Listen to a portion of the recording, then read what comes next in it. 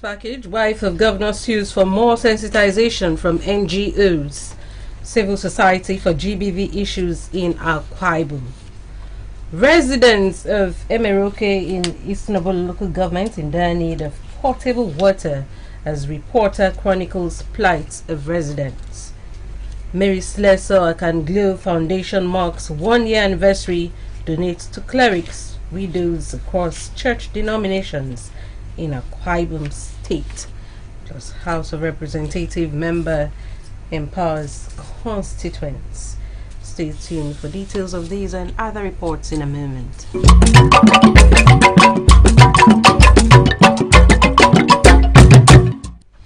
Hello, good afternoon. Welcome to the news. My name is Mercy Ekere. The wife of the state governor and chairman of Akwa Ibom State's Gender-Based Violence Management Committee, Pastor Patience Umoino, has commended the efforts made by groups, NGOs, civil society organizations towards curtailing gender-based violence and other crimes in the state. Pastor Patience gave the commendation during a dinner and award night organized by the Akwa Ibom State Gender-Based Violence Management Committee to celebrate those who were at the forefront in creating awareness of GBV. Margaret Bassey reports.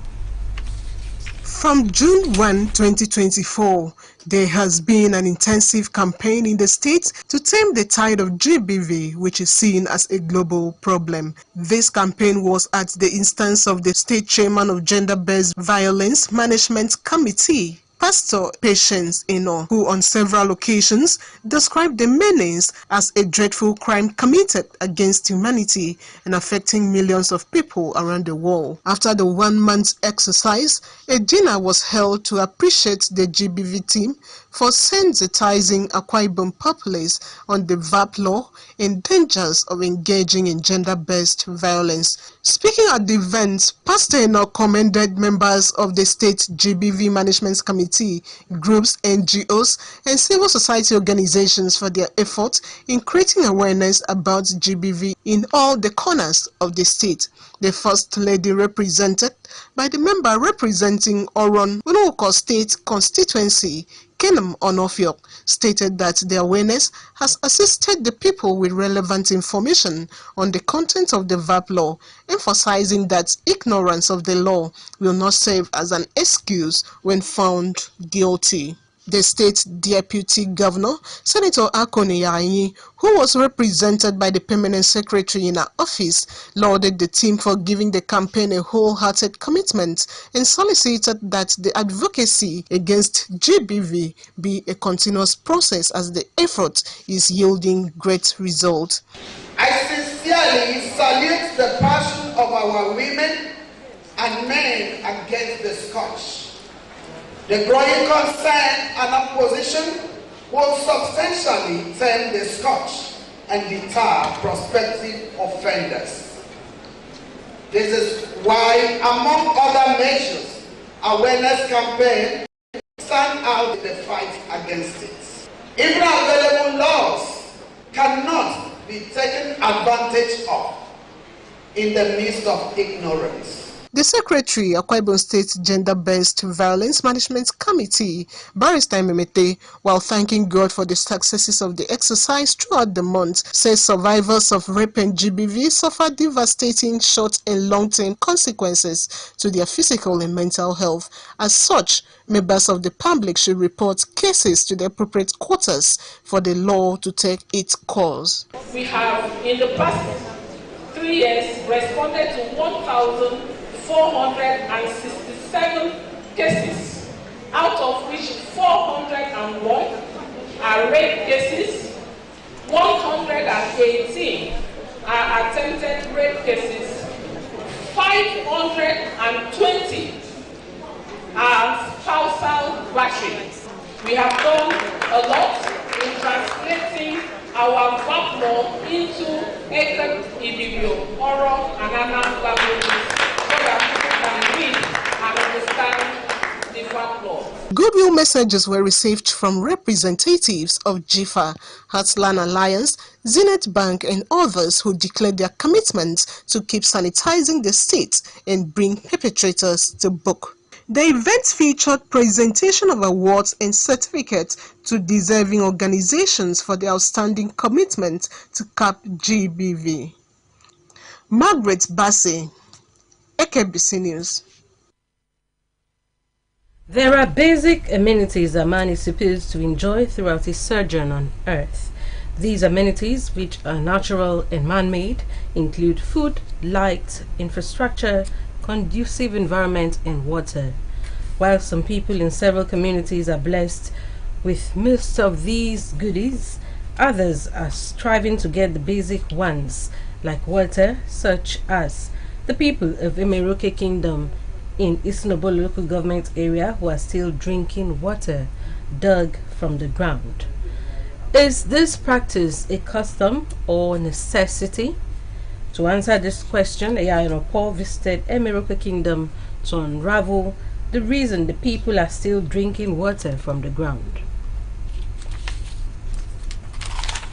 To assuage our curiosity on hearing about this practice, through a social worker and advocate for peace, nature, and gender justice, our crew decided to visit the Emeroke Kingdom, also to see their ways of life. It took our crew almost hours from Okorite town in Eastern Obolo to the kingdom that can only be accessed through boats and motorcycles, a trip that we were charged 3,000 naira each by the rider conveying us to the community. This is the much talked about Emeroke Kingdom in Eastern Obolo local government area.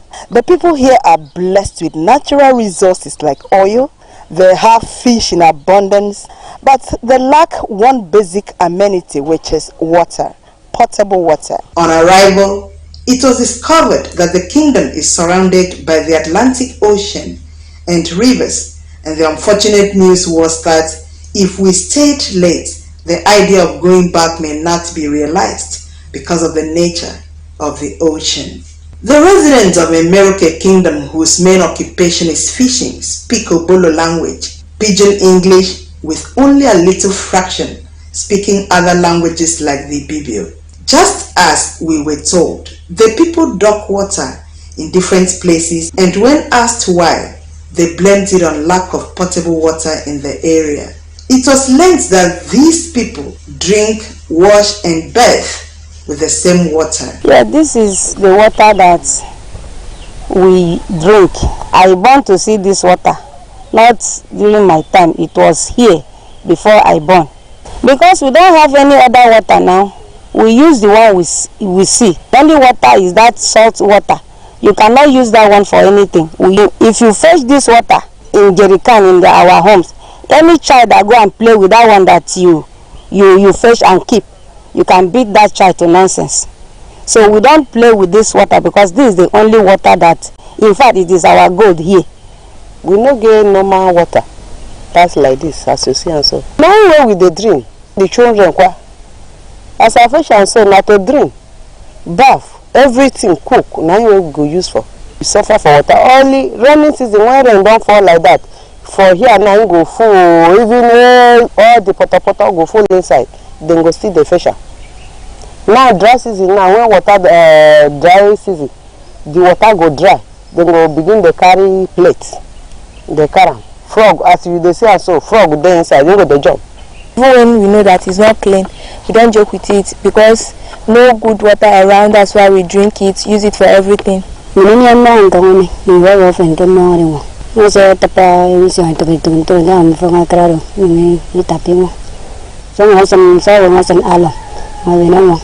Emeroke Kingdom dwellers lamented being neglected, even though they are Kwaibomites. One of the village heads of the community's Chief Ruben Okene and his subordinate narrated their ordeal, involvement in politics, business, and their needs. My village head of Utunene. So many people are dying. Children are dying because of bad water. It will not be all this waterproof water. I don't know. Pure water. for government to bring us better water for the people to drink. When you fetch the water, you keep it you put alarm, keep it 3 days before you take it. So in short, we don't have a good water. So we suffer about water. So we need government to help us. We really beg them, let them help us. It's not what we should take into our body, but that's what we see around here. So that we don't have any option. The things that are moving inside the water are frogs. So you can see that we are drinking from the water that frog lives inside. Fetch the water now, you will see frog inside. You remove it now. You remove it and drink the water. We have no option. That's all we have here. That's our best water so far. Pure water is a bag of pure water here is 900 naira now. So as you can see, it's not everybody that will be able to buy a bag of pure water 900 naira. At least it is good for government to look into this thing and at least give us a good water to drink, because water is part of health. The representative of Advocates for Peace, Nature and Gender Justice, Ruth Harry, who led her crew to the area, lamented the kind of water the people are drinking, calling on their representatives and spirited individuals or NGOs to provide them with potable drinking water. I didn't expect to see this kind of things. Normally, the normal basic needs of human beings is to have water. And I was shocked when I was shown this place, that this place is being affected by the flood, their only source of water. I was like, how can this be a source of water when people are drinking potable water? It's really shocking and painful, because like you can see children. What do you expect these children to turn out? The productivity of the women in this area are being affected. This community really needs urgent help. Emeroke Kingdom is serene with natural habitats and fresh salty waters, but in need of basic amenities, especially good source of drinking water, in order to avert outbreak of diseases and death. But this place is part of Akwa Ibom. We are hearing Akwa Ibom is beautiful, Akwa Ibom is good. Yes, it is true, but there are part of Akwa Ibom in this local government in Isunobolo that we didn't know that whether Akwa Ibom is fine or Akwa Ibom is not fine. So I want government to come down to see. So I want government to give us a good source of water. Government, please come help us, because the place where we dey now, we don't suffer. Even our newborn baby, we are suffering. Water we don't have, hospital, school, road, light we don't have here. There are several other communities like Emeroke that need good basic amenities to have a sense of belonging, and such places should be considered. Eyageno Paul, Akbc News. A non-governmental organization that has impacted positively on lives of people in the state, Mary Slessor Akanglu Foundation, is 1 year. To celebrate its 1 year anniversary, the foundation gathered select widows of pastors from various churches across the state and presented food items as well as cash to them. Ayana Paul reports.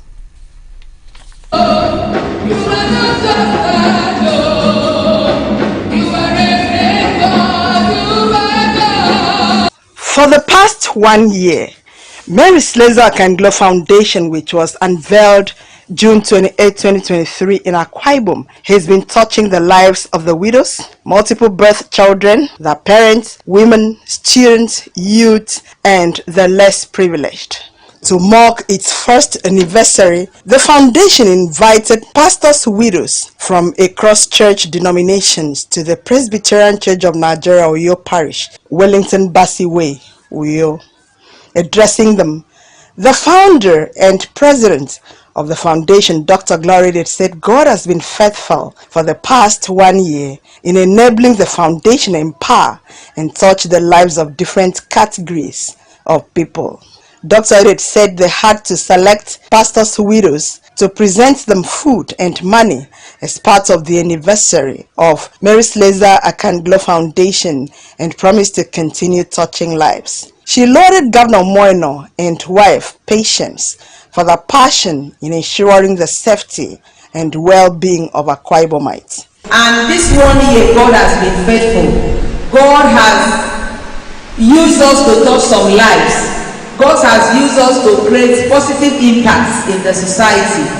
That is why we decided to come here to his sanctuary to tell him thank you for this day being the first anniversary of Mary Slessor Kanglo Foundation.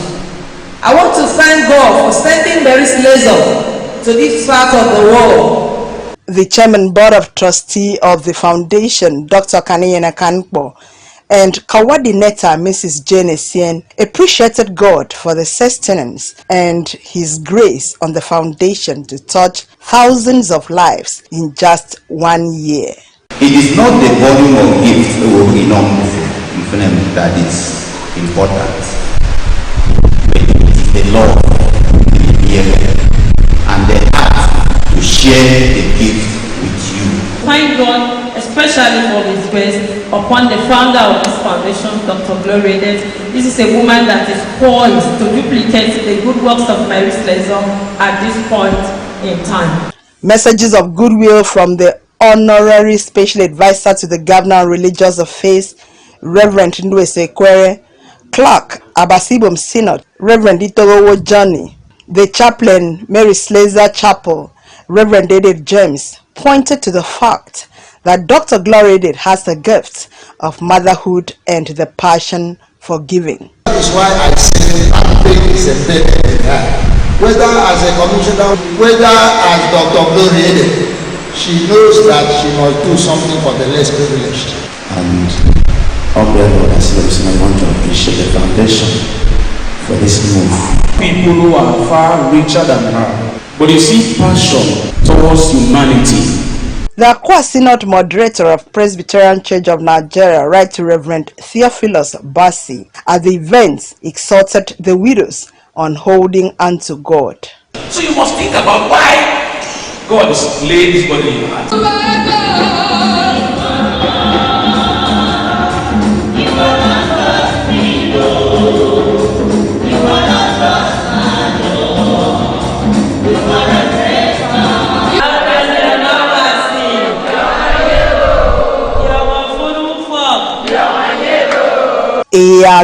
Paul, Akbc News. You're watching Akbc 45 News. We have more reports after this time out. Just stay.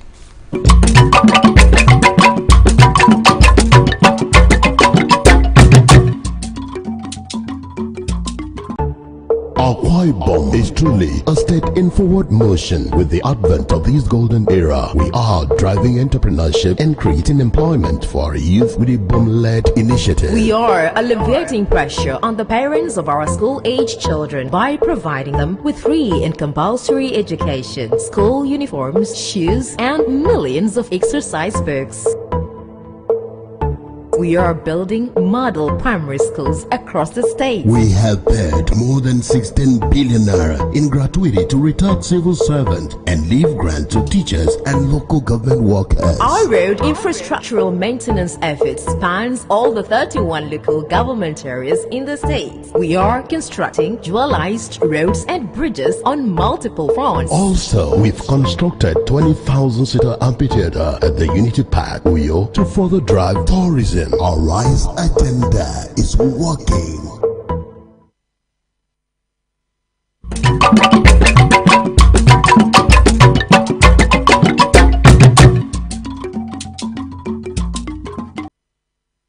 Welcome back to the news. More than 700 indigents of Ikonoini Federal Constituency have benefited from the empowerment program of the member representing Ikonoini Federal Constituency, Obong Emmanuel Lupaudo, as part of activities to mark his first year in office. The event, which held at the government primary school, Ikorodu Ndia, Ikon local government area, featured the anniversary Thanksgiving, constituency briefing, and empowerment. Margaret Bossy reports that the lawmaker, while presenting his scorecard, promised to make empowerment of his constituents a recurring event. The House of Representatives member for Ikonini Federal Constituency, Mr. Emmanuel Ukpongwudo, said that his political journey is driven by a desire to positively impact lives by making significant strides in capacity development, infrastructural renaissance, legislative representation, welfare, and economic empowerment. According to the lawmaker, the week-long event, which featured the commissioning of notable projects across the federal constituency, climaxed with the distribution of gifts, including 35 vehicles, 20 minibuses, 5 tricycles, 150 motorcycles, 25 generators, 26 refrigerators, and financial support to 500 constituents, ranging from 300,000 naira to 5 million naira each. I am here to express my deepest thanks to God and each of you for standing by me. This event will be a recurring event to ensure everyone is acknowledged and appreciated. We have on record about 24,000 supporters, and by the end of today's program, over 10,000 active supporters have been captured. Since my second term in office, empowerment is every day in the Federal Constituency. Unveiling the items, the Akwa Ibom State Governor, Pastor Umoino, represented by his political advisor, Prince Godwin Ntokode, declared his commitment to unifying people of the state across party lines, while describing Ukpongwudo as one who has an unprecedented stream of human kindness, urging him not to relent in his humanitarian gestures. We disagree to agree, and today we are agreeing. Leadership is very important. It's not about party. It is the person. The choice would have been different. But when you remember that he did what he did to you, everybody lined the street and performed the way they did. The chairman on the occasion, retired Air Vice Marshal Samson Akbc, lauded the lawmaker for remaining committed in fulfilling his campaign promises and urged him to remain a worthy example for others to follow. Goodwill messages were received from the paramount ruler of Ini local government area, Edidem Udoete Don, Representative, Ikono State Constituency in Akwa Ibom State House of Assembly, Mr. Asukwon Nana, the National Chairman of YPP, Bishop Amakri, and others who appeal to the lawmaker to always resonate with the mantra to serve the people. What he has given us today is unprecedented.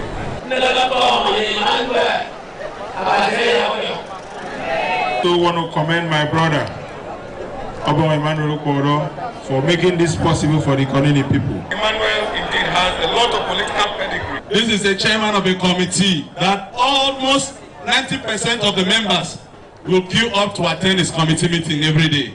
High point of the event was the presentation of the items to the beneficiaries, who in turn appreciated the lawmaker for thinking humanity. It has never happened this way before. Mage has done so much. It is so unprecedented, and I feel so delighted. May God Almighty bless him, bless his family. The empowerment was preceded by a solemn assembly that featured praise, worship, intercessory prayers, choir renditions, a sermon by the Port Harcourt Bishop of the Methodist Church Nigeria, Bishop Akpan Inoa, and a session of thanksgiving led by the DG of Akbc campaign organization, Barrister Edet Nyangidam. Margaret Bassi, Akbc News. Forced financial dependence is a critical aspect of violence against persons that is often overlooked. However, there are provisions in the VAP laws for defaulters to get punished. These provisions aimed to address the subtle yet devastating form of abuse where individuals are deliberately deprived of financial independence, leaving them vulnerable and powerless. The report. According to the Violence Against Persons Prohibition laws, it is an offense for a person to subject another, especially his or her spouse, to forced financial dependence, whereby the victim is forced to rely on the offender for financial assistance to feed, for shelter, clothing, and otherwise. Barrister Mfon Edemekong and Obawan Patricia Obut, who are both members of the Akwa Ibom State Gender-Based Violence Management Committee explained further. For instance, the wife is willing to work, the wife is willing to do business, but the husband said, no, you cannot work, against the woman's will, forcing her to stay at home. So the law is saying that this is wrong. From cases we have seen, most of these spouses, I'm talking about the husbands now, they are the ones that will go and leave the wives in future. They will now say, I don't love you again, I don't want to marry you again. And you have asked her not to work over the years. Sometimes you can die. She cannot pick up the pieces of her life. You have already asked her not to work. Respondents who spoke with Sunday News Special all condemned the violent act. It will affect her mentally, spiritually, physically, holistically. I mean, it's negative. I don't think it's a nice idea for a man not to allow the wife to work or do business, because the Bible says a woman is a helper in the home. It's not always good for, at least for a husband, to stop the wife from working, because nowadays the economy is very bad, very down. I think such men are putting their wives in bondage. I think if you can provide for your wife, will you be able to provide for their families? It's years ago when we had those kind of things. With the economic situation of now, who would say that women have to bring in their own input to make this family work in Nigerian system now? I don't think there's any man who will not allow his woman to work. What will you sit down and they have to do? Even in the village, they do go to farm. Forced financial dependence is one of the primary reasons a victim is unable to leave an abusive relationship, because of their dependency on them for survival. Financial dependence, on the other hand, will pave way for the victim to earn a living and thrive, thereby become free from the bonds of the offender whom they once depended on for survival. Respondents bared their minds on possible excuses for forced financial dependence. You have complex. You don't want the woman to go out. You don't want the woman to work, because there is you feel your confidence is eroded. You feel that when she goes out, another man will go and talk to her. But you go out. I have a feeling some men do not have confidence in their wives or the class of women they marry. But if you really understand the wife you marry, you have no reason to be afraid of allowing your wife to work. Maybe they have excess money, they have access to money, they can use it to bring up the family. But once you don't have access to money, apart from maybe salary, at least you need to engage your wife. I feel some of them feel their wife will be richer than them, and when they are richer than them, they will not respect them again. And some of them just feel jealous, maybe depending on the area or the office the wife is working. You are suspecting her. Maybe there's one thing or the other you think if she goes out to work, she will do. What are the benefits when both partners contribute to the upkeep of the home? Your husband bring this, you add this, and you're on the same page to move the family forward in education, in everything. What is wrong if you are the one building the house? The woman can provide for food. You can put money together and go for holiday and for medical checkup. When you are working as a businessman or a civil servant, the earnings of your wife would definitely augment your earnings at home and make the woman a bit more comfortable at home. Because when you allow your wife to work, you now expose that your woman, you can't fix in anywhere, because mixing with people would even make her to live longer. According to the provisions of the VAP laws, forced financial dependence is an offense punishable in accordance with the law. If your husband have asked you not to work and you don't like, come to the Gender-Based Violence Committee. We will know what to do. The law is there. If you are charged to court on forced financial dependence, attracts 2 years imprisonment and 500,000 naira fine. Forced financial dependence can only be remedied when the victims are empowered with careers, vocational skills, trade and investment that can be translated into income for them. Mercy Ikere, Akbc News. The death of a loved one can be traumatic, causing emotional pain and suffering. However, in some cultures, the loss can result in psychological pain as well. Dani tribe of New Guinea battles the psychological repercussions of emotional pain essential to their grieving process. Augusta Isen reports on the Dani tribe mourning tradition.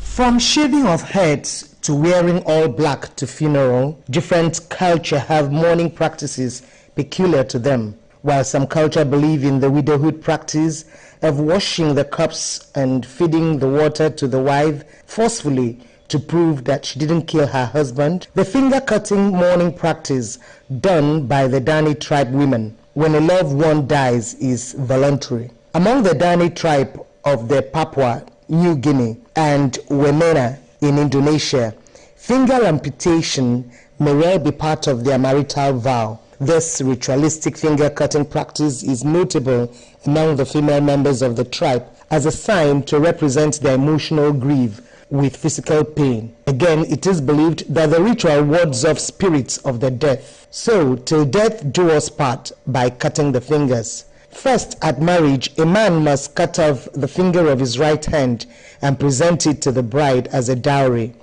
If he wants to divorce her, he cuts off the 2 fingers of his left hand. But just thinking aloud, how many fingers are left should he want to remarry? If he dies, the wife cuts off the 10 fingers of her hand as a sign of her fidelity to him and that she will not remarry. So, in this tribe, whether you marry, divorce, or die, there are fingers that must be cut off. This ritual is known as ikikbali, done to keep the agitated spirit of the dead at bay and also to symbolize the sorrow of bereavement, where female babies are also sometimes not spared, as mothers bite their children's fingers to extend their lifespan. The finger to the Danis means unity and strength. Their inability to function properly with some missing fingers represents the hollow and diminishing strength of the family when the husband dies. Now, this is how the amputation is done. It could be cut off using a stone blade. It could be done by weakening the knuckles by chewing them before cutting off circulation with a piece of rope wrapped round the finger. The nerves and muscles die from lack of oxygen and the dying portion falls off eventually. Another alternative is to link up the joints to stop blood flow to the area. Following the removal of the finger, the open wound is cauterized to halt bleeding, and the detached portion is either burned or deterred in a significant place. Finger cutting can also be done by husbands, siblings, parents, and oldest women in the family to express their emotional grief with physical pain while covering their faces in ashes and clay. Some cut off their ears as well, while other options include smearing themselves in the river sledge for a week without taking a bath. This ritual has officially been banned by Indonesian government. According to reports, it is believed that the practice still goes on behind closed doors, just like any other cultural practice where believers fear extinction. Augusta Isen, Akbc News. And with that report, we conclude our noon package. I want to say thank you so very much for your time. Do join us at 8 o'clock this evening for our next bulletin. My name is Mercy Kere. Good afternoon.